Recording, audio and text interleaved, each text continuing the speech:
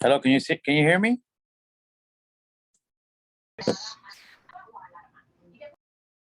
Hello. Hello. Yes, Marvin. Hey, how are you, Natalie? Can you guys hear me? Good. I do. I don't know about the rest. Okay, perfect, awesome. So I see we have about like 2 people here. Okay, perfect. All right, guys. So, well, welcome to the inspection training. Well, I'm having Louis right now. He's about to jump in. He's actually finishing off an inspection right now. So today is everyone can hear me for sure, right? Can everyone unmute themselves? Pueden quitar de mute. Yes. Sherry? Yes. Hey, Sherry, how are you? You speak English, correct? Yes. Just Okay. English. Got it. Okay, perfect. Daimara, English? Yes. Josefina?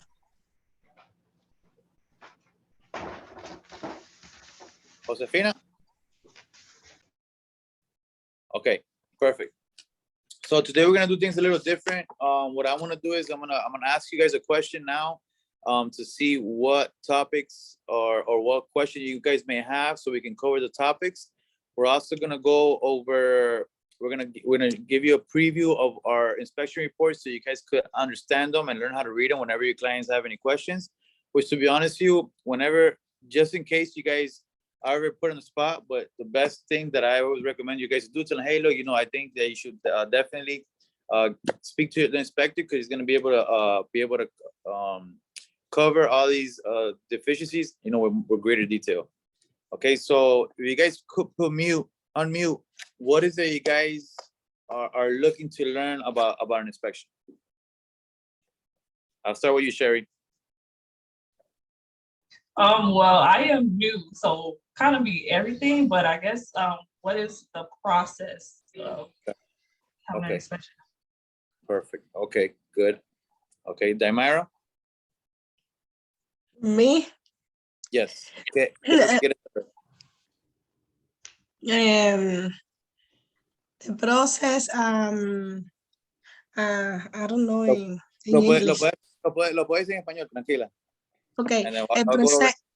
el proceso y cuáles son, cómo estamos protegidos con la inspección, con el cliente, con nuestro cliente, como lo que me pasó. Okay, perfect. Okay, obviously. Josefina? When I supposed to do the inspection? When? Okay. Yeah, time frame.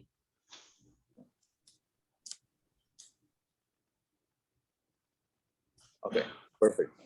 So before Luis gets here, what I'm gonna cover, how inspection ties down to the contract. Okay, it's very important to know this and understand this, because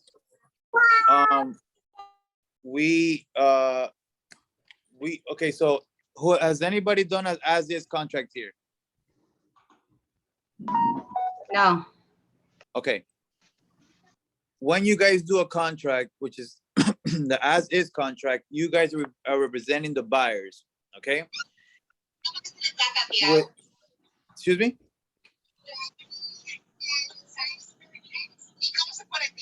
I think somebody. The thing is that you said to unmute everybody, so I guess that's why everybody's still on mute. But I mute myself because I have 6 dogs and I have to. Okay, no worries, Natalie. Okay, you have any questions, Natalie?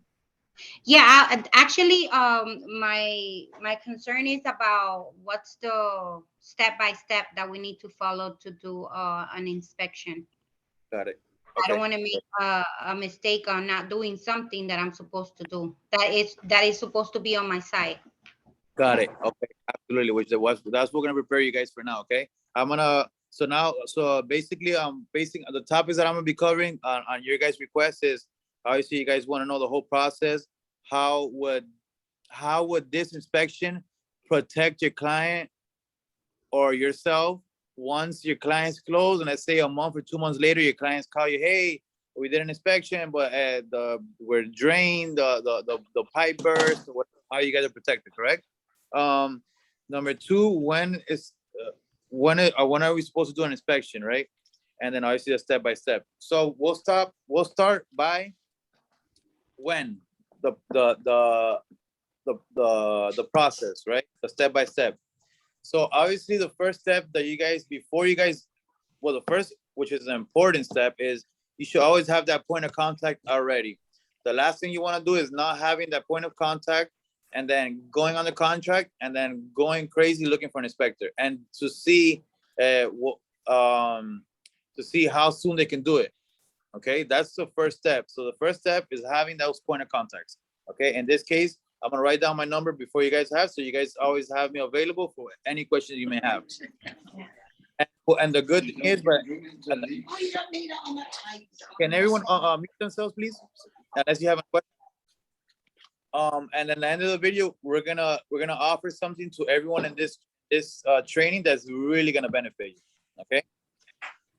So the first step is, once you guys are representing the client, you guys have to, and your client wants to put an offer on a property, you guys have to write an as-is contract. I hope everyone's aware of that. Okay. Within the as-is contract, okay, you as a buyer's agent, standard, you have 15 days to do an inspection, standard on the contract. Okay. Now, 15 days on a contract, it's not an attractive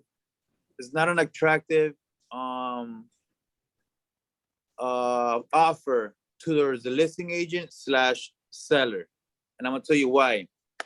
If you have 15 days to do an inspection, okay, that means, number one, 15 days is called an inspection period. Okay, your clients are protected within those 15 days, meaning, first of all, you don't have to do an inspection. It's not obligated to do an inspection, but you have 15 days, which is called the due diligence period, to see if anything's wrong with the house. So let's just say that within 15 days, your client, on day 14, your client passes by and he sees the property. I don't know, maybe he sees a neighbor he doesn't really like or whatever. They can easily tell you, hey, I don't want the property anymore. Send me a release and cancellation, and your client will get their money back in escrow. Does anybody have questions there? No. No. Okay, good. So, okay, so what the reason why I explained that is because when I put an offer, okay, it's very crucial that I put anywhere 3 to 5 business days only. The less day on the inspection period that you put, the more attractive you make your offer. Okay, so normally I put 3 to 5 days, and I always put 3 days, but I always recommend you guys to put 4 to 5 days. We're usually always available the next day, and you get the report the same day.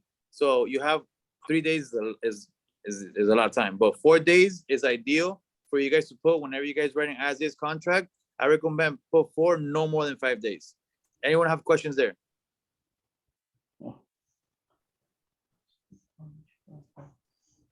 Nobody? Okay, perfect. Okay, so now, what's the number one question that your client's gonna ask you when you're representing them? And to be honest with you, this is something that 4 things, especially for your new buyers, for your new agents, there's 4 people that are always gonna be in every transaction that you guys do. Okay, the first one, if it's finance, is gonna be the lender. Okay, so I always suggest you guys to sit with like multiple lenders, and so you guys could start learning about the lending process. You guys want to be informed of everything. Okay, the second person that you guys gonna be working with along, you're always gonna need during a transaction, is gonna be an inspector. Okay, so inspection company is obviously, you always want to learn about inspections as much as you can. At least you don't have to be an inspector, but you at least learn the basics. Okay, the third one is always going to be an appraisal, which an appraisal, obviously they send comparables of the property. They do a comparable of the property to figure out what the value of the property is at the current moment. Okay, and the fourth is the title company. The title company is always the one that obviously does the listing searches. They do all the expenses, how much the seller's gonna net, how much the buyer's cost, everything. So all those four is always go hand in hand together, literally. So you always, what I always suggest you guys to do is to learn a little bit about those four individuals, because you want to have knowledge, so you know what's the standard fee when they're going when doing title, what she should look for an inspection, and then maybe when the appraisal goes and you see that it was too low, maybe how you can run comparables yourself, which I've done it many times. Do a rebuttal. I'm like, hey, look, I think the property is worth a little bit more, and then we'll do a rebuttal. So it's always good to learn those things. Any questions there? No? Not so far. Okay. Now, write this down. I hope you guys have a pen and paper. Pen and paper. A buyer, they don't consider themselves investors, but at the end of the day, they really are. But an investor / buyer, and let's say yourself, when you're buying a property, there's four main things that you always want to be those are the four main things that you kind of focus on, okay? Everything else is cosmetic. So everything else could be like a hole in the wall, a cracked floor, or a cracked tile, or anything like that, so that's cosmetic. The four main things that we want to look for, and as an investor, if you're an investor buying a property, these are your four main concerns for two reasons. Number one, they are the most expensive items to replace, okay? And number two, depending on the condition of these four things, which is called the 4-point, your insurance will either be high or low. Do I have everybody on board so far? Yes. Okay. What are the four things? Can anybody say what are the four things? I'm gonna let anybody go one by one, see if anybody can get. Could be the roof, The roof is one of them, correct? the plumber, Okay, plumbery. well, plumbing, Electricity, electrical, yes. and Foundation, Oh, The what? sorry. So far, foundation issues, I have roof, plumbing, electrical. I'm missing one more. AC. AC. Hey, Barina, look at her. She's a veteran. She's already a veteran. She's cheating. So write this down. So you got four main things. This and an inspection report. This is called the 4-point. 4-point. Okay. The roof, the plumbing, the electrical, the AC. Roof, plumbing, electrical, AC. Okay. Now, when you work with MI inspection or any other inspection, you usually receive 3 reports. Okay, you guys write this down. So the first report that you're gonna get is a full home inspection. Full home inspection. Okay, what that report is gonna highlight every little deficiency that property has. That's literally from if it has signs of termites, attic inside the roof. We check the appliances of the house. We check the interior, everything in the interior of the house, exterior, floors, bathrooms, showers, plumbing, AC, electrical. We take out the panel to make sure there's no double tap panel. You find that a lot, what a double tap is, just so you guys are aware, so you guys can start learning these terms. When we take out the panel from the electrical, most clients or owners that do efficiencies, a lot of efficiencies have this, they put 2 wire into 1, okay? That's a fire hazard, which is called a double tap. Why is it called double tap? Because there's 2 wires running in one little outlet, okay? That's a fire hazard. So if we go and we take a picture and there's a double tap, it's gonna have to be replaced before closing by the owner. Otherwise, the client will not get insured. Any questions there? Okay. Marvin, so they must do it? They must What do about- it.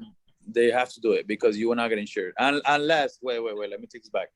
unless the property is being bought cash, no financing. The property could be falling apart. The property could have 10 double taps. It could be roofs it could be leaks on the roof, like a hole. Like, it doesn't matter. Obviously, why? Because the buyer is risking, that's his own money. But now, when you're getting financed from any lender, obviously their investment lending you the money, so they're not gonna lend you money for a property that might catch on fire with a double tap. Okay. That makes sense. Okay. Yes. So yeah, of course. So I'm trying to explain it so you guys could really understand why it is that, you know, we have to do these things. Now,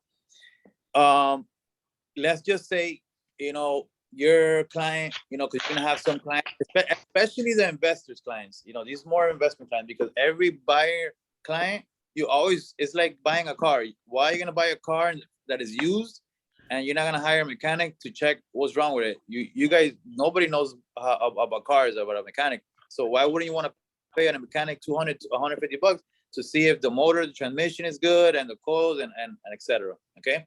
Same here with buying a property. You're buying a $500,000 property. What's $400 of an inspection, $350 on inspection, $250 on inspection, you know? So the reason why I say this is because most investors, they don't want, they usually they don't really care, because they're gonna rehab the property and they kind of have knowledge. They kind of have a lot of knowledge for inspection.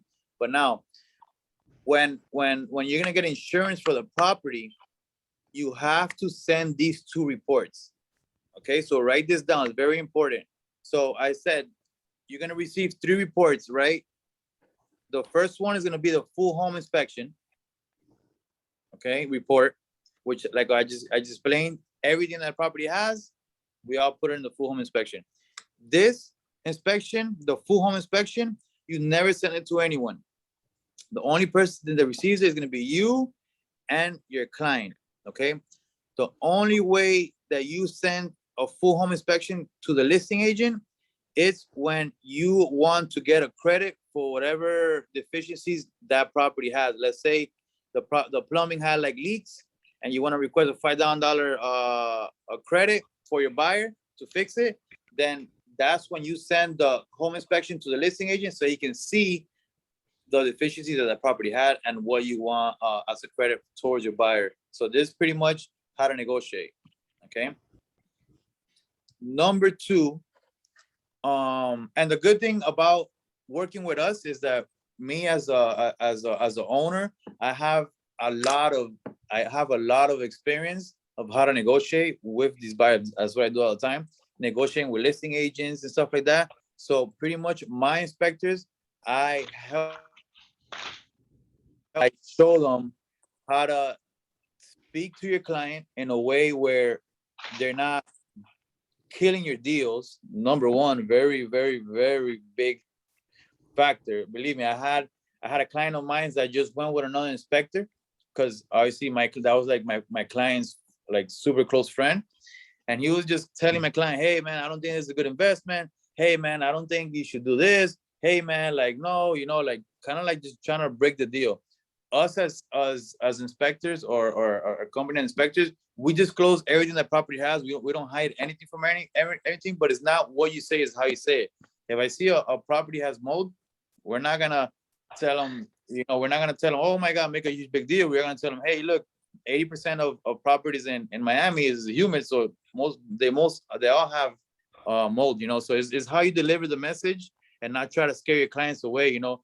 So, and then I send the report, if it's a health hazard, we put it, but we don't try to scare your client as much.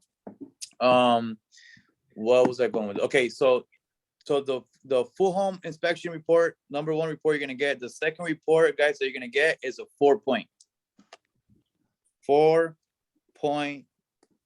report. Okay, what's a 4-point report, guys? Check the plumbing. Okay. The electrical, the roof, Okay. and the AC. Okay. So roof, plumbing, electrical, AC, right? Yes. Okay. So yeah. So what this report is gonna cover is gonna recover is gonna have pictures of the roof, the attic. It's gonna have pictures of the electrical panel being taken off.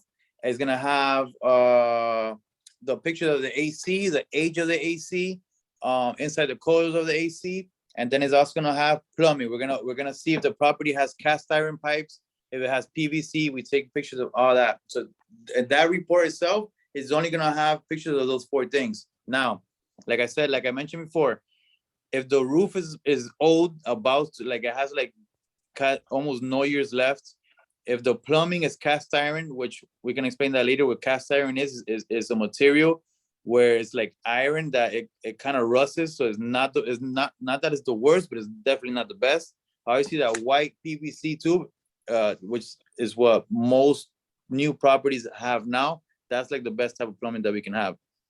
And then the electrical, there's certain electrical panels that they have like the type of wiring that it has is like not safe. Those are more like Coral Gables, like properties from I would say 69 prior. They're the ones that are usually gonna have cast iron pipes because they're building older. And then the electrical panel, if they haven't updated already, they're gonna have that type of wiring, which is not, like, again, is not the best type of wiring. Now, depending on the 4-point report, like I mentioned, if the roof is old, if they have cast iron pipe, if the electrical panel is not, not with the best material, is the insurance gonna be high or low? That's gonna be high. Why? That's what it is. All that needs to be replaced. Mhm. Eventually, they have to spend a lot of money to do all those kind of repairs. Okay, that's a good answer. That's a good answer. I just want you to understand it in assurance point of view, so you can understand it a little better why it will be higher. But that's a good answer. Anyone else? Can you repeat the question? Yeah.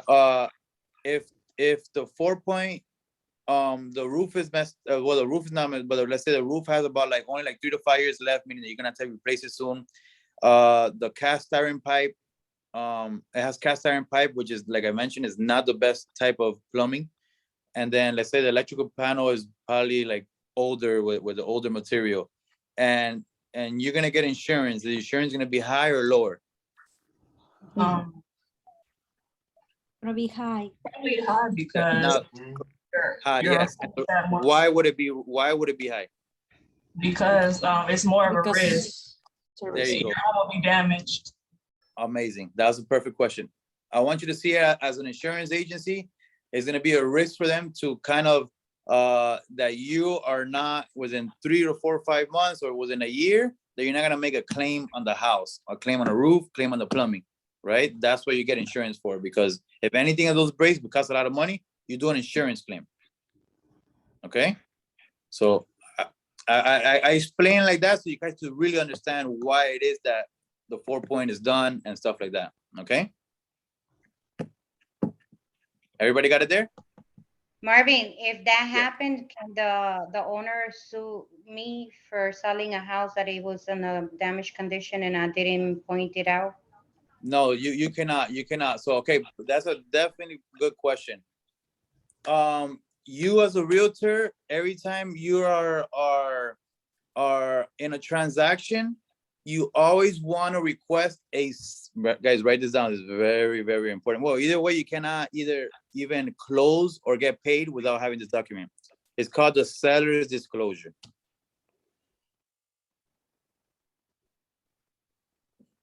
Okay, seller's disclosure. What's the seller's disclosure? A seller's disclosure has a lot of questions towards the owner that he has to answer. Is there any leaks of your awareness?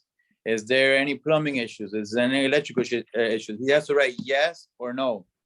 And at the end of the day, when you get that, when you get that document, your client has to sign it, the seller has to sign it. Meaning that if anything happens, you have that protected because the seller is the one that lied, not you guys. Okay. Now, aside from that, when you guys hire us as an inspection company, we provide, like, let's say if it has cast iron pipes, let's just say we put there, hey, cast iron pipes, we request, we we recommend having a camera to check it for further evaluation.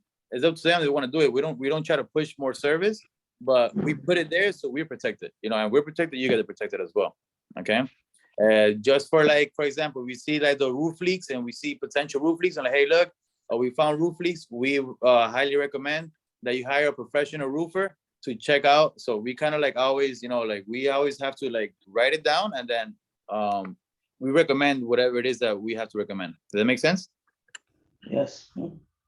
Okay. Yes. So yeah, always have your clients sign or your buyers sign a seller's disclosure. Okay. Always. Well, that's actually one of the documents you guys are gonna need to get paid. Give me a second.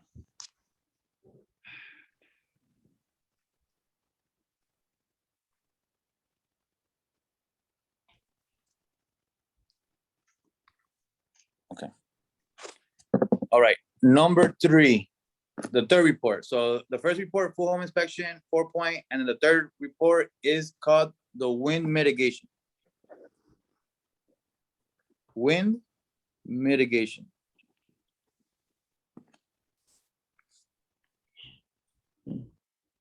Can anyone kind of guess of what this is?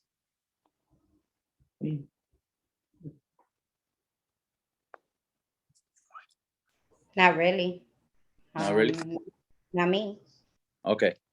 So just think about it. A wind mitigation report, it's anything that's protecting us from hurricane slash wind. Okay. So whenever you hear wind, just think, okay, wind, hurricane, wind, you know, what does this house have to protect the hurricane?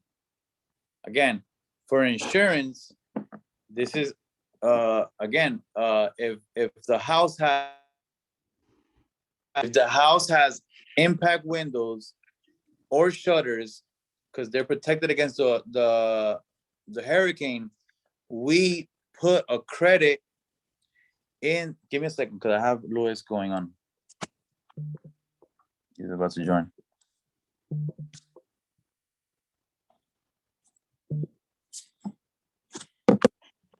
Okay, sorry. So if the property has hurricane windows, hurricane shutters, or the panels, we have to put like we have to select it, so they will give them a credit. Usually the credit is anywhere from $1,000 to $1,500 that they save a year. Okay, just by having that. Where would you get more credit? Having impact windows, or having shutters, or having panels? It's the same credit, same. Perina, you are a pro out there. That was a trick question. She's a pro. Yeah. So whether you have impact windows, shutters, or panels, you get the same credit. Okay. Most clients think that just because you have impact windows, because it costs a lot more money, it looks nicer, but that you're gonna have better credit. That's not the case. You get the same credit all of it. Okay. So for example, I had a client right now that he was investing in a, and this, the reason why this helps you so much having this type of knowledge. I just had a client right now, he was an investor buying a property, and then he was trying to like put like what do you call this, impact windows and make it look nice. And like, let me ask you something, is this an investment property or your primary home? No, investment property, but I'm gonna save more money and the insurance. I'm like, you're gonna receive the same credit, and he didn't know. So I'm like, just put a panel. This is an investment property. Here, your main objective or your main goal is to make the most money in return, not to waste the most money. Okay. So now you'll be able to help your client how to invest and make wiser decisions. And if you help them save money, they're always going to give you repeat business. So it's always important to be knowledgeable, because at the end of the day, you guys have to be an expertise of everything. They expect you to know everything. So, you know, so I highly suggest that you guys, you know, pay attention when it comes to inspection, because this is one of the important parts of your deal, because believe it or not, during an inspection period is whether it's going to make your deal or break your deal if you don't know how to explain it to your clients. Okay. One thing, guys, and this is just like this is what I do. And I recommend, especially to new agents, guys. You know, when you are representing a buyer, you know, you're kind of selling yourself, and you know, you want to meet the expectations from your client from the very beginning. Because if you don't set these expectations from the very beginning, when you guys receive the inspection report and there's a lot of miscellaneous stuff, guess what? Your client you always want to put yourself in a position as your client. They're always going to try to negotiate everything. Okay. And right now we're not in the market to try to be nickel and diming everything. Okay. We're in the market where getting your offer accepted is as hard for us to even try to be negotiating. Okay. So, what's up, Luis? How are you, Luis? How's it going? Good. Sorry for the tardiness. No worries. So I'm kind of going over a few things. You know, I'm just gonna tell you where we are so far. I kind of covered the process when we should get an inspection.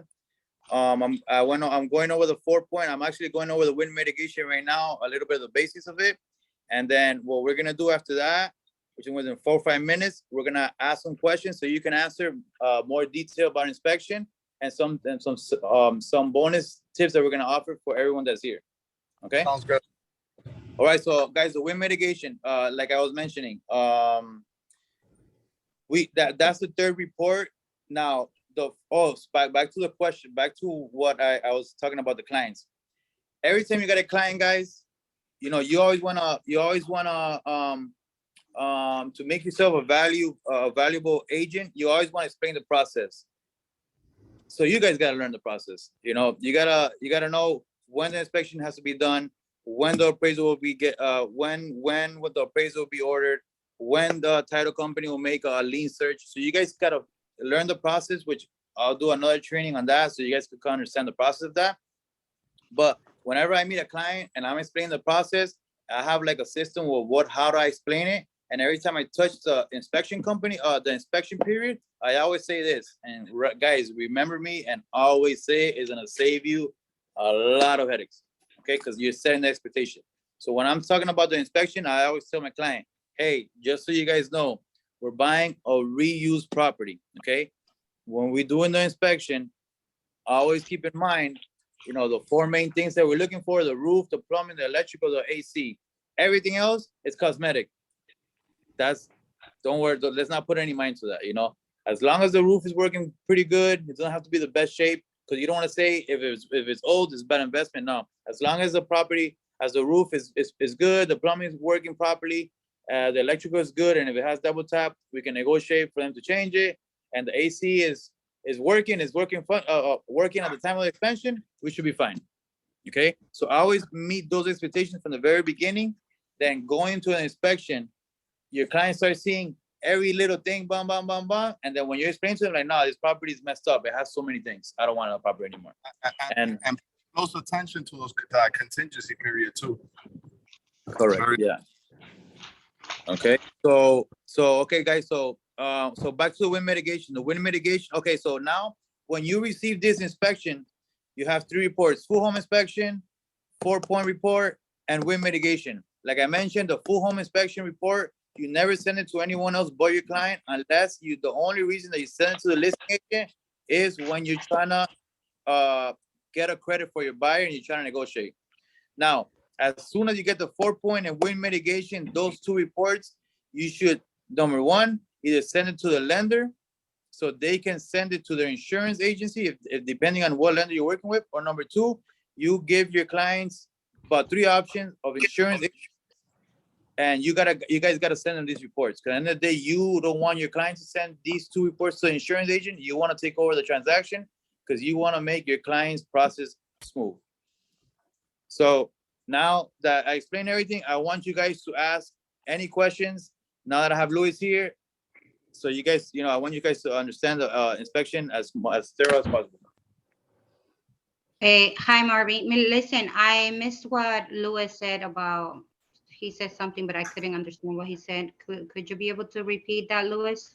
Absolutely. So what I said was that it's very important for all agents to pay close attention to the contingency period of the inspection, meaning when you're the offer, you're putting a time period for inspection. Obviously, if you leave it blank, it's 15. But I mean, the way the market is right now, everybody's putting 5 days, 3 days, all that. So just pay close attention to that and make sure that whatever negotiation you want to do for the inspection, it has to be within that contingency period. Because if not, that's it. You know, I mean, at the end of the day, a real estate transaction technically is as is. The only thing that saves the buyer from their escrow deposit is 3 contingencies: inspection, appraisal, and financing. That's it. So once you pass those 5 days of inspection or whatever you put, you cannot use anything as an excuse. Oh, yeah, the house, the roof is messed with this, that. You know, so it's important to be on top of those days, you know? Does that make sense? Thank you. Yes, thank you. Awesome. So basically, like, if you put 5 days and today's the last day and today's the 5th day, you have to write up an addendum for the credit that you guys are gonna receive. So let's just say if it does not get signed by today and tomorrow you try to request it, you're done. You're not getting it.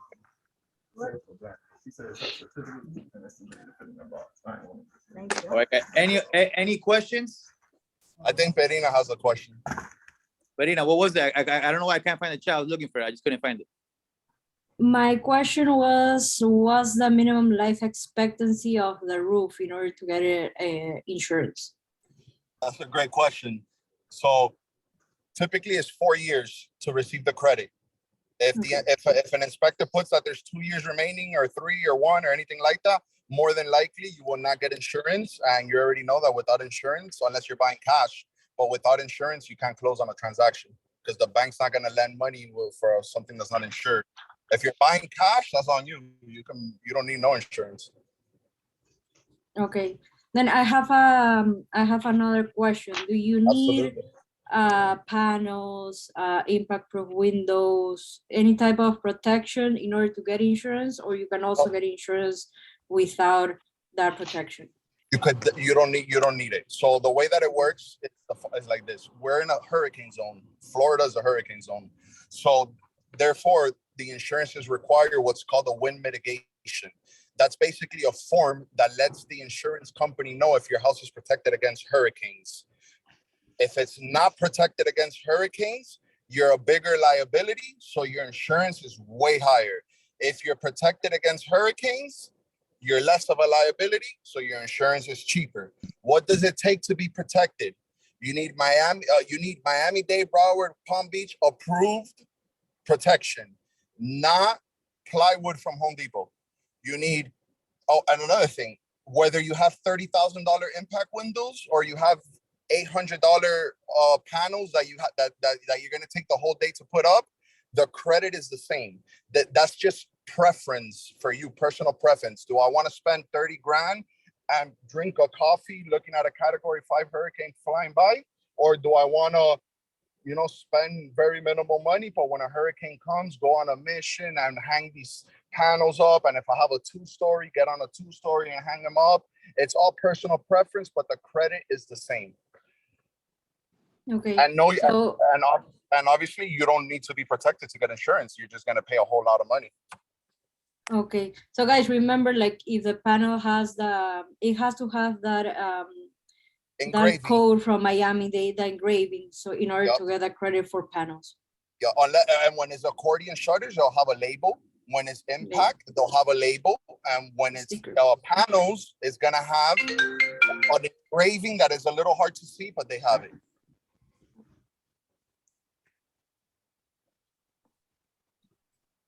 Any other questions, guys? So, did you say for the period of inspection is 3 to 5 days, but is it 3 to 5 days after the offer is accepted, or? So it's whatever you want it to be. Sorry, Mo, go ahead. Okay, so it's not that it's 3 to 5 days. It's whatever you want it to be, like whatever everybody agreed on. Because when you present that offer, there's a section there for the inspection. If you leave it blank, it's going to give you 15, but 95% of listing agents are going to come back at you and be like, yo, hold on, that's way too long. And they're going to try to tell you 5 days, 3 days. almost everybody is putting, because we're in an aggressive market right now, almost everybody's putting 5 days. I wouldn't recommend putting 3 if you're not experienced as a realtor. A lot of experienced realtors are putting 3. But if you're not, I would definitely try to go for like 5, at least 5 or 7 around there. And yeah, the clock starts ticking once both parties sign. So after it's agreed upon, so it's you offer If it and then you send the offer yeah, if you send it today and they don't accept it for 2 days, it's not going to start from today. It's going to start when that last signature hit the document. Yeah, the day after, I think, right? No, the I same think it's day. a day. The same Same. day? Same Yeah. day execution? Okay. Now, every day is a calendar day. Saturday, Sunday is everything includes. Absolutely.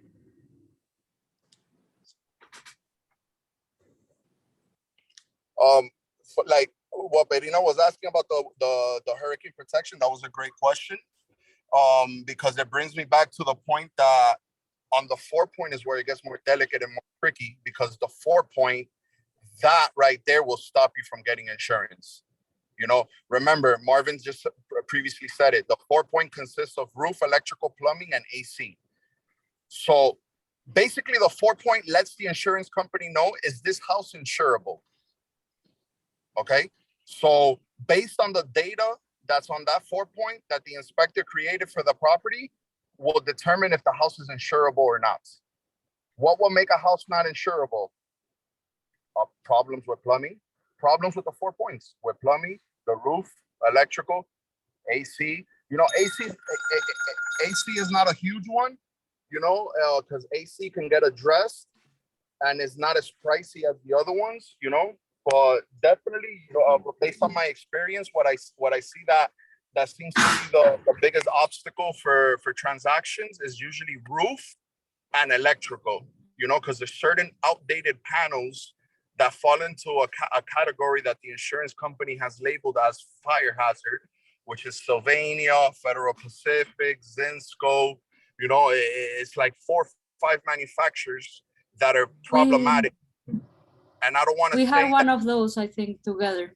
We probably did, and I don't want to say that they're not insurable, because that is not true. It is insurable. Your options are definitely more limited, and your premium is going to be higher. Yeah, so you normally have the option of also getting an insurance that allows you to change it right after. That it's what we did for that townhouse in Hialeah that you did the inspection. Absolutely, that's very true. Exactly. You work something out with the insurance company that they give you like 30 days after closing to address the issue, and if you don't address it, they just cancel your policy, and now you're uninsured. Mm-hmm.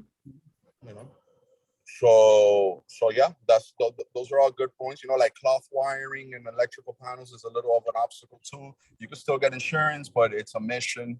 It's gonna limit your options a lot more to get better coverage and this and that. So yeah, in my opinion, the more delicate one, it's the 4-point, 100%. The wind mitigation, obviously, it's nice to get that what's called an opening protection credit, because you're gonna save $1,500 to $2,000 a year on insurance by having your home protected in case a hurricane comes. So it's gonna to put panels is gonna probably cost you $800, $1,000. So to me, it's a no-brainer to advise a client, a buyer, to address this. Our company specifically, we like to help people out.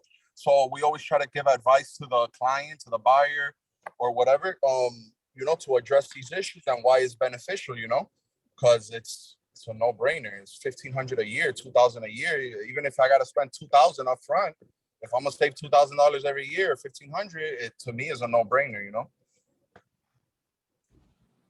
Yeah, and not only that, like remember, like insurance, it's also part of the mortgage payment, so that can make the difference between your client like not qualifying and qualifying. Absolutely. Every mortgage company is different, like every lender is different. Maybe some lenders, I've even heard of lenders asking for the home inspection report. So it depends. It depends. But traditionally, they're not going to ask you for the home inspection report. And going back to what Marvin said, based on experience that it's not a good idea to ever send that to the insurance company. A lot of people get confused and they'll send everything, and that can definitely backfire on you, you know, because we try to be as flexible and as helpful as possible within the parameters that we can. And obviously on the home inspection, we're gonna obviously disclose by detail every single thing. But on the 4-point and on the mitigation, you know, within the parameters that we can, we always try to help. So it'll backfire on you if I tried helping you on the 4-point, and obviously there's a bunch of details on the home inspection, and then you send that to the insurance company, and now it backfired on you. You know, they're gonna be like, wait a minute, you know. This is Charles. I have a question. Yes, Go ahead, Charles. Why are we doing a 5-day inspection, giving them 5 days to inspect based on the market, or I mean, it doesn't sound right to me. So much demand right now, man, and there's so much lack of inventory that behind you, more than likely, there's 10 other people wanting that property. So if you're not aggressive and you're not a shark, they're gonna eat you alive. And there's gonna be another offer with somebody saying, you know what, we're waiving the inspection. We don't give a damn about doing no inspection. We're waiving the appraisal. We're going 30,000 above asking price, and we're going 15 above appraisal, not to exceed sales price. So now you're over here trying to get 15 days inspection. They're gonna be like, nah, we're not going with you. Does that make sense? I mean, yeah, it does to some extent, but it might not sound ethical, but I mean, but that's the purpose of me asking that question. It doesn't sound ethical. That's the purpose of me asking that. No, yeah, and we educate our clients, and as for sure, as me, when I represent my buyers, I have the inspection period. I have the inspector there the next day, 100%. I have the next day to send the inspector. I get the inspection within hours. I have the whole day to read the report to my client and say, okay, do you want to move forward, or do you want to negotiate? That same day, I'm already negotiating with the listing agent. If I have to negotiate, I still have an extra day to get the addendum signed. If my clients don't want to proceed because of the inspection, and we can't get any credit, my client's ready to get out, and he's good. He's getting back his money in escrow. So like Luis said, if you're a veteran agent, you know the process already, and I'm very aggressive. I have an inspector the next day. Now, if you're a new agent and you don't have that type of, you're not that type of aggressive, which not everyone's going to be as aggressive as someone that's been in the industry for 3 years, then you've been in the industry for 3 months, then you could prolong the inspection period, you know. Now, the reason why we are always recommending that you put a shorter period is because you're, like Louis just said, it's going to make your client, it's going to make your a lot more attractive, you know. So that's the reason why we always recommend. And like I said, you want to put 15 days, by all means, you can put 15 days.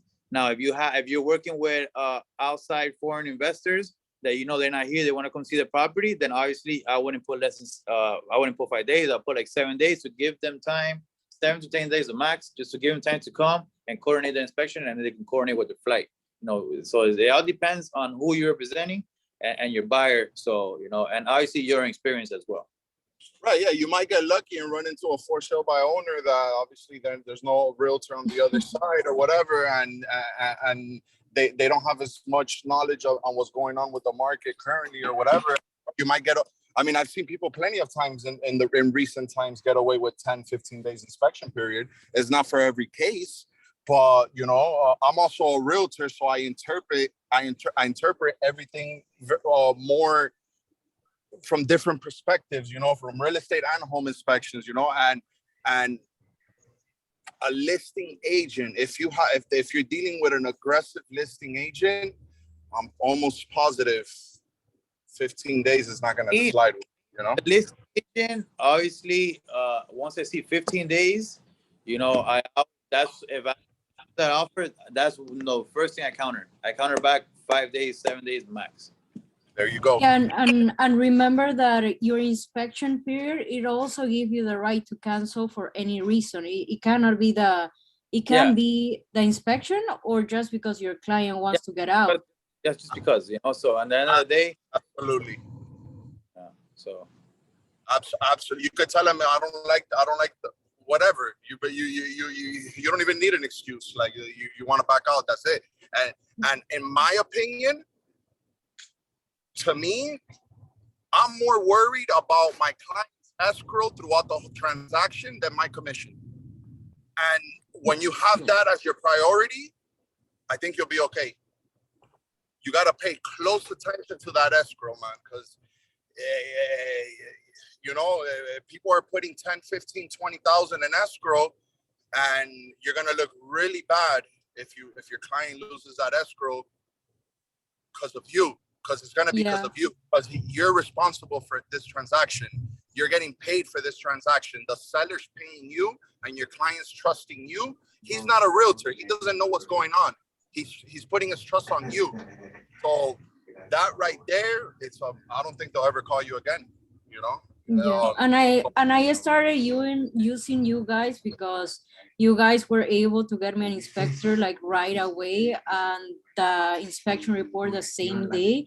So I only ask 5 days because I know I'm gonna get someone to go inspect that house and get the report the same day and have enough time to try to negotiate a credit or get out. Like my previous inspector used to take 3, 4, 5 days to give me an appointment, and with this market, I wasn't able to do it. Like there was no way. It gets in the way of your aggressiveness, of you trying to be aggressive. You can't. Yeah, you can. You know, and you know, I mean, whatever company you guys end up using, whatever it is, just but make sure that you always clarify. Obviously, it's going to be clarified when the inspection is going to be because you're scheduling it. But clarify when will you be receiving the report, and most importantly, when you're getting quoted by companies, like us on all our home inspections, we include free of charge the wind mitigation and the 4-point. But that's not the case with everybody, because I've gotten numerous phone calls from agents because like Perina uses me. A lot of people use us, but you can't force your client to use us, at the end of and I don't advise you to either, because then it looks like conflict of interest, so inspection time. All right, guys, we got to do the inspection. I use these people. They're cool people. They're great, this and that. I always use them for everything. But, you're more than welcome to go on Google and do your homework and find whoever you want to find, but I just like using these people because we understand each other, and the communication based on experience of using them is perfect, but let them know that they're more than welcome to get their own inspection company, because you don't want to look like, like shady. And back to what I was going to say, make sure that whoever quotes you, make sure that you know what's included. Like if the wind mitigation is included and the 4-point, because plenty of times I've told people, oh, okay, your inspection, for example, is going to be 400. Boom. And then they call, oh, my client found somebody that's going to do it for 350. So they're going to go with that, or 300, whatever. I'm like, okay, cool. And then they call me back 4 or 5 days later. Oh my God, Louis, I need an emergency wind mitigation and 4-point. Can you believe these people were quoting 350 and not including the mitigation and 4-point? And now they want 225 for the mitigation and 4-point. And I'm like,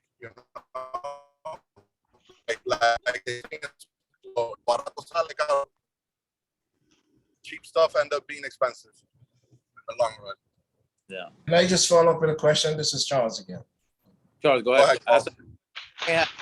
No, you are going to come across some clients who have purchased properties before and have known that the inspection time is longer than 3 or 5 days, usually. You can't assume your client to know anything about the transaction, because that's your job. So you got to take the initiative with that.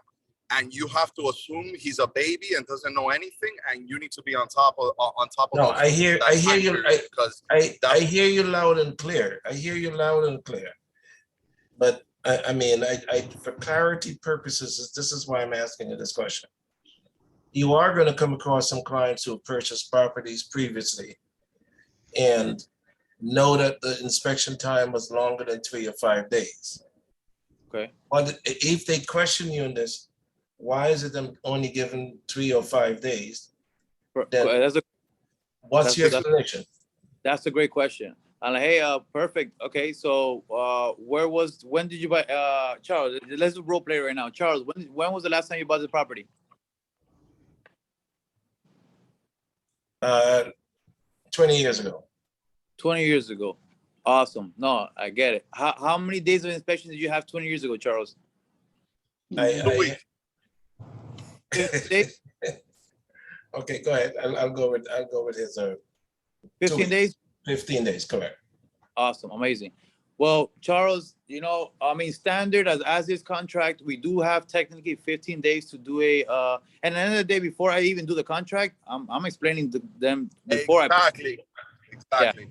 Or anything, I'm already explaining them the contract, reviewing the contract with them, asking them question. I'm at the end of the day, I'm the professional, you know, so if that I'll give them the options, I'll tell them my opinion, and I'll let them choose what they want to put. But I'll be like, hey, you know, 20 years ago, Charles, you know, the market is not as aggressive as it is now.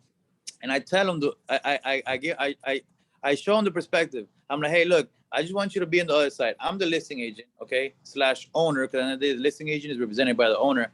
Now, if I see a 15 days due diligence period, what that shows me is that client is not confident enough does he need really 15 days to do an inspection?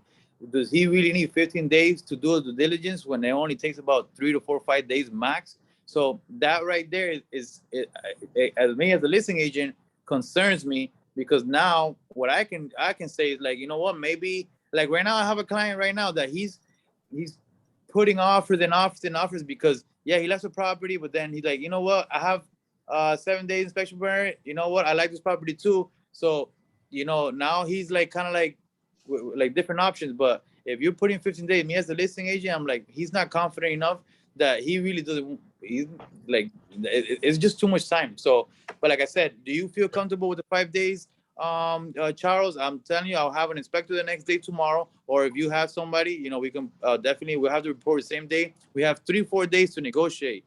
What do you think about that, especially at this market right now, Charles? That, you know, that's 100 buyers in one property, and we got quite aggressive. My job right now as a realtor is to get your offer accepted. What do you say, Charles? I like the way you put it. So I mean, it really comes down to how you, as the realtor, the expert, is presenting it. It's not what you say, how you say it. Let me touch on this topic just a little bit.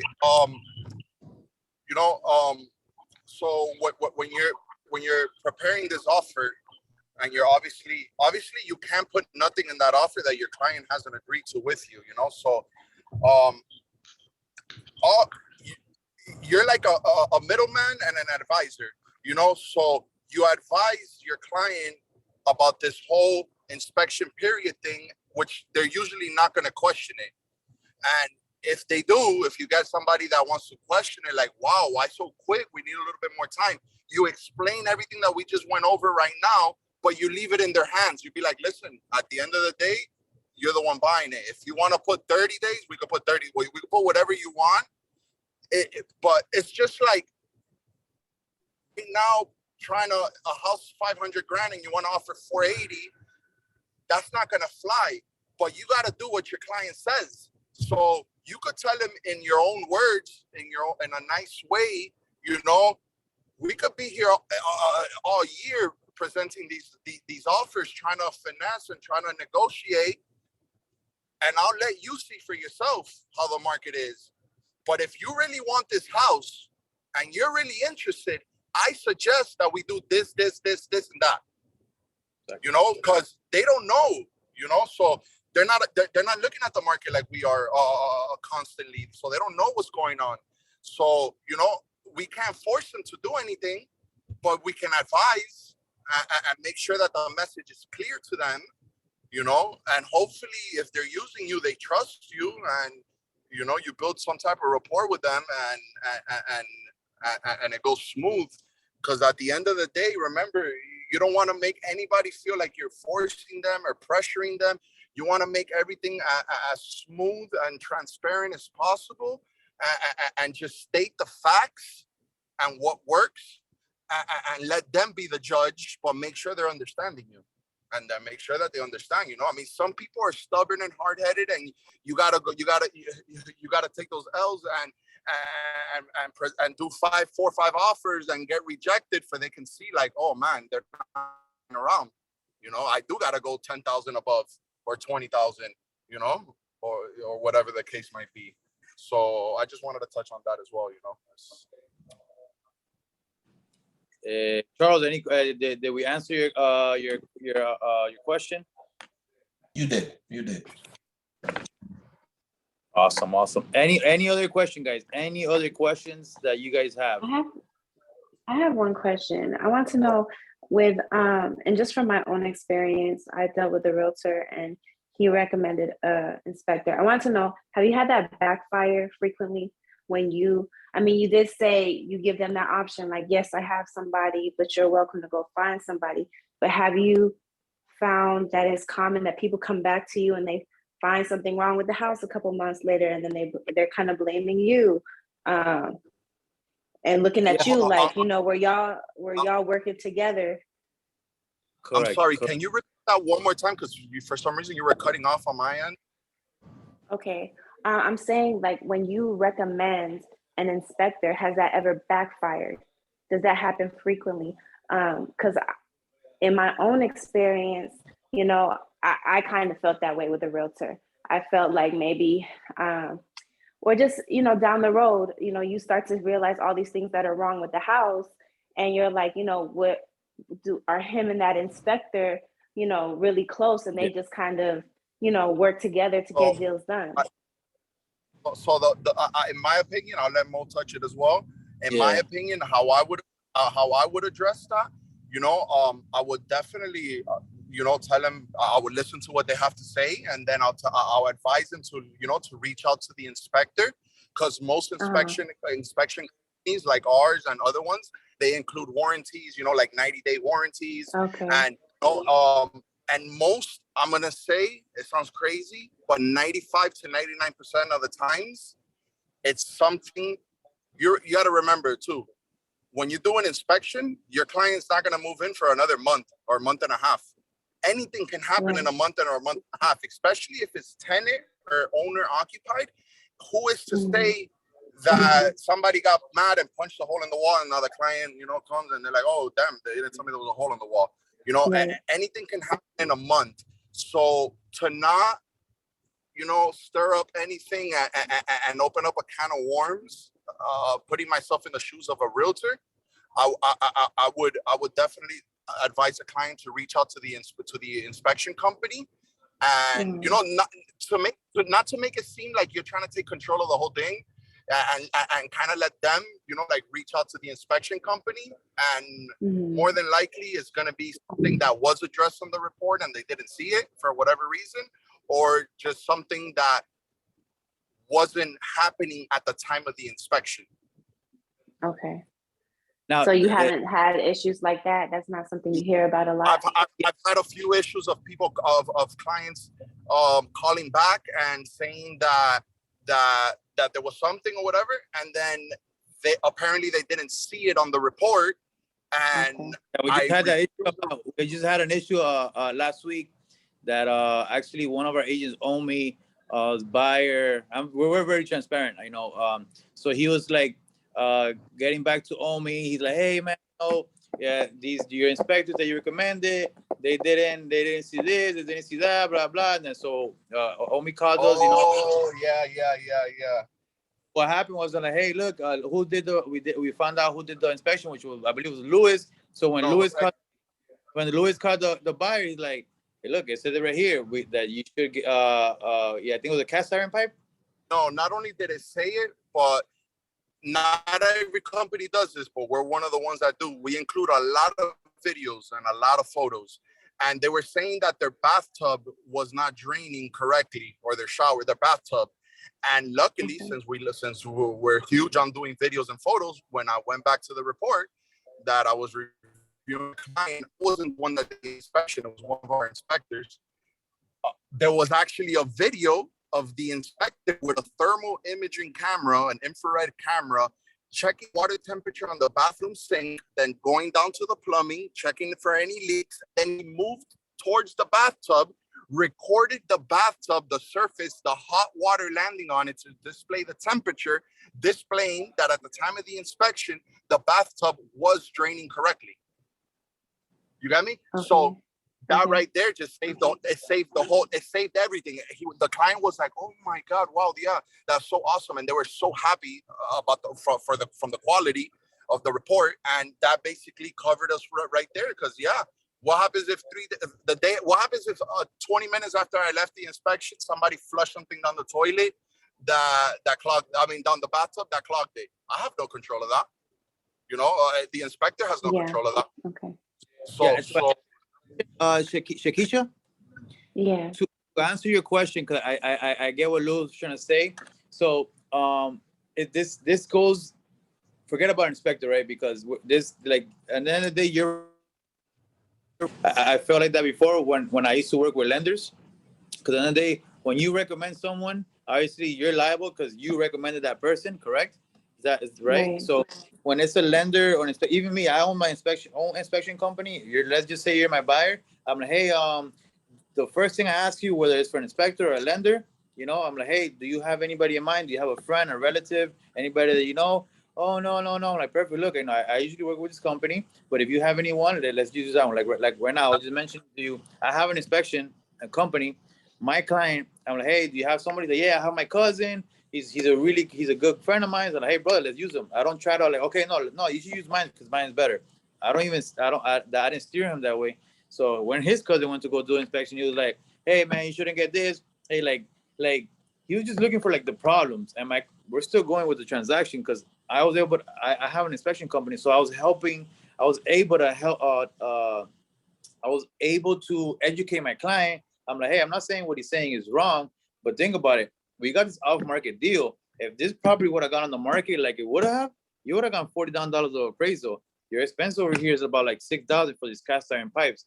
$40,000, $6,000. What makes a little more sense to you? So he was already trying to deal, So like I said, is you got to have that experience, that education, and you got to know how to present and educate your client to make the right decision. Because if I didn't think it was the right deal, I told my client, I went to the other day to my client.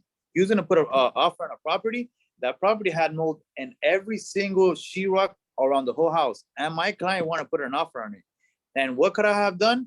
I could have gone on the contract, done an inspection, tell him to do what do you call this? A mold testing around the house. I knew there were mold, but what did I do? Hey, look, I'm gonna be honest with you, because he's like, be honest with me. What do you think? I'm like, hey, look, if I was buying this house, I wouldn't buy his house. I wouldn't put an offer on it.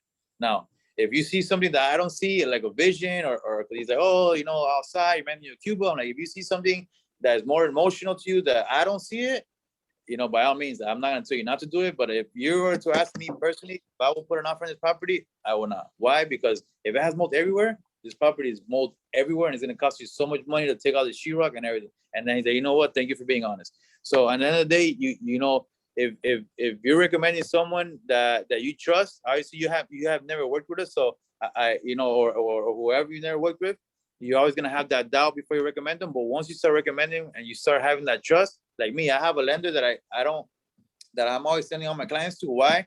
Because he makes it done. Like he gets it done. I don't steer him because I'm gonna get a kickback, or because I have the integrity that I know for a fact that I can look at people in the eye and tell them, hey, I don't get kickbacks from anyone.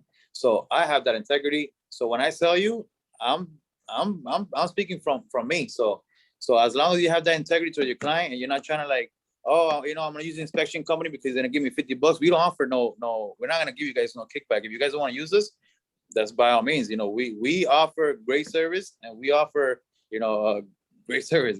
So I hope I answered your question. You gotta think about your client's best interests as well, not just your commission.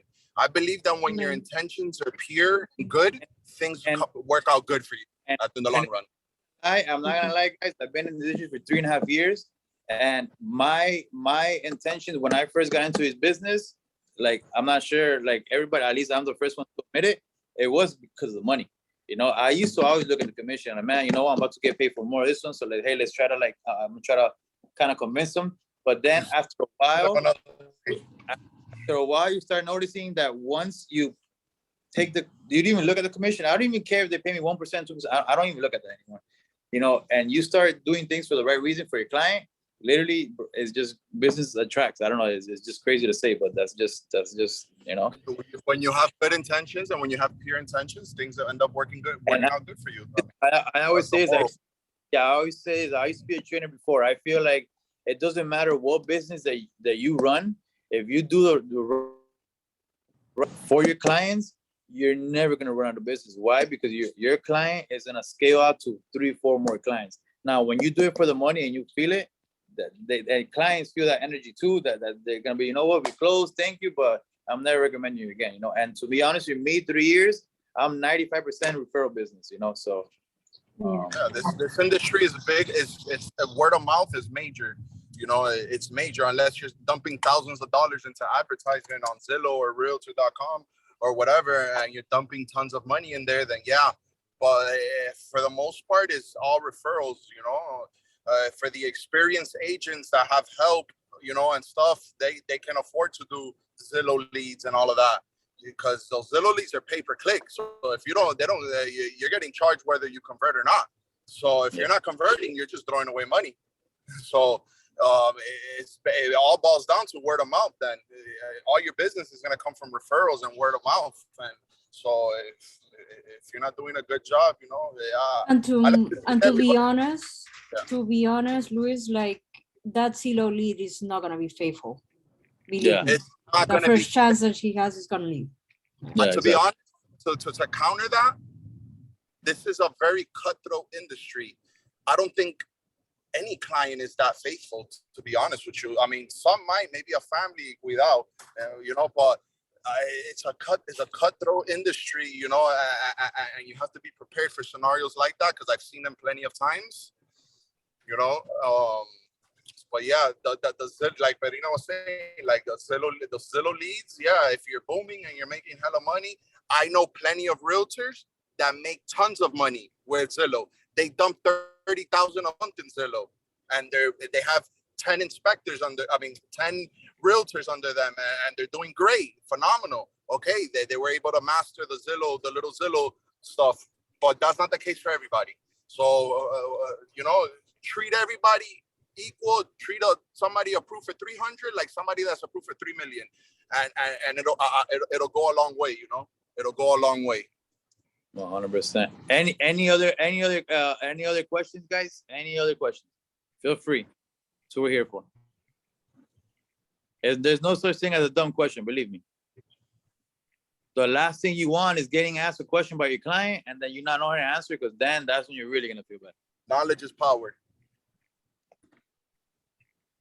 Guys, I'm entering the Redlands, so if my thing cuts off, it's because lack of service. So everybody good? No questions? Perina, everybody good? Is there any resources just to like something, anybody on YouTube or anything that you would recommend, just so that if a client does ask a question about something in the inspection, you know, just like something that kind of goes over the terminology and what they're talking about, just to be a little bit more knowledgeable on that? That's a great question. That's a great question. Before Luis, you say anything, and I'm gonna let you finish it. So actually, I haven't spoken to Luis, but he's gonna agree to it. Yeah. So what we're gonna do for everyone in here, right, that stayed here, I'm gonna give you my personal number so you can contact me directly. Not this week or the next following week, but 2 weeks after after today. What we're gonna do, we're gonna have you guys go with one of our inspectors so you can be live and you can see what he's doing, what he's inspecting, and then after he's done, you're gonna see him explaining the inspection report to the client, so you guys could have a live, literally one-on-one. Because believe I'm a type of person that I learn things live, you know, on hands-on. So we're gonna give you guys the opportunity. We could even do a workshop like we used to do at a vacant listing. That way they can get a more hands-on experience on the process, you know, just so like nobody feels uncomfortable going into somebody else's house while there's people there. You know, we could get a vacant listing of any of ours and just schedule a day, a Saturday or something, and have an actual training, a live training at a house, you know, going over some of the common things that we encounter at an inspection. That way you get a more broad view of it. But going back to what you originally said, I forgot what her name was that was talking, that asked the question. But Sure. you can't, all right, you guys are not inspectors, so nobody can expect you to know what an inspector knows. And you don't want to say the wrong things. Okay. So to not complicate yourself, if they ask you anything weird that you don't understand, there's nothing wrong with saying, okay, cool. All right, so let me send you the inspector's number, or if they have it already, great. But I think you can give your opinion and then be like, I think you should reach out to Louis. You know, I answer my phone and I answer all my texts. You can call me whenever. You can call me at 8 o'clock at night, 9 o'clock at night. You know, I'm going to answer you.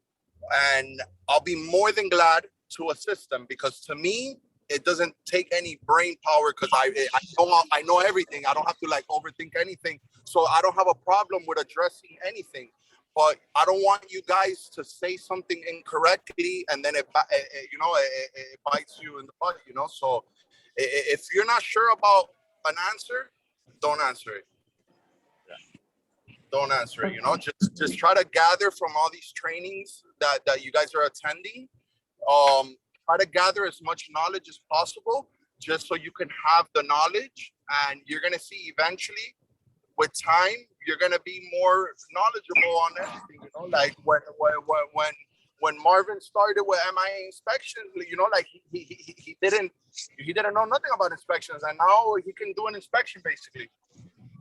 You know, he knows a ton more than what he used to. Yeah, 100%.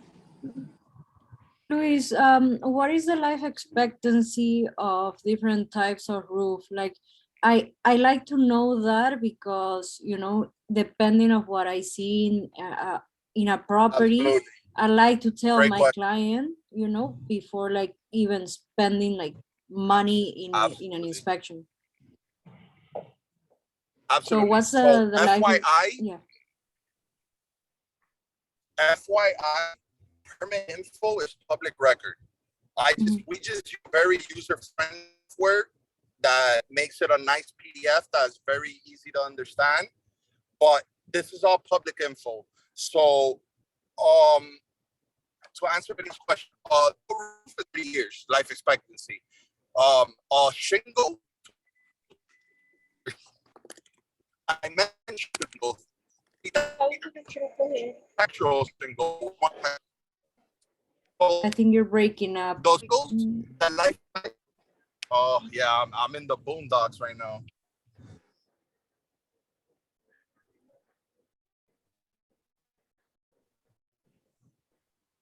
Okay, so I don't think you have service. I'll answer that question.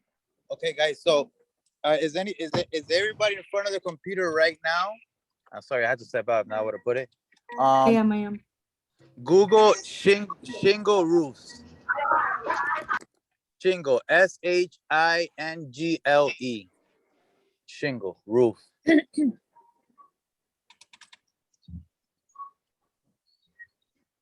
Okay. When you Google, can you guys hear me or no? Yeah, I'm covering it, so I know you don't have reception. When usually for my job, I would say 85% of the time is either gonna be a shingle or a tiled roof. Okay, mostly like 90%, to be honest with you. Now, if it's a shingle roof, it lasts 15 years.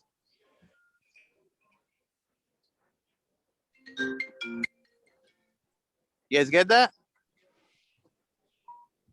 So look how it looks. If you go outside your house, you're gonna have a shingle or a tiled roof. If it's shingle, it's gonna be 15 years for the most part.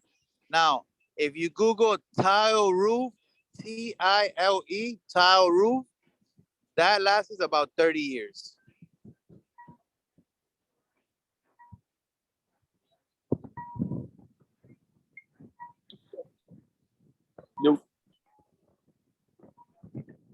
And I think like for flat, it's like 10 years, right? No, flat is also 15. Am I correct, Luis? 15?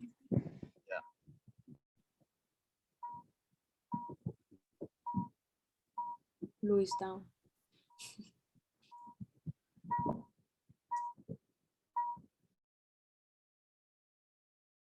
You guys have any other questions?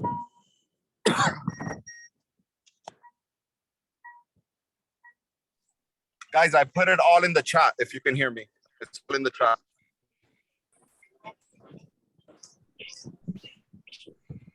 Guys, write down my number. If you guys want to go, so about the inspection, hands-on. If you guys want more information about that, mark my number down. My number is 305-213-5747. That's 305-213-5747.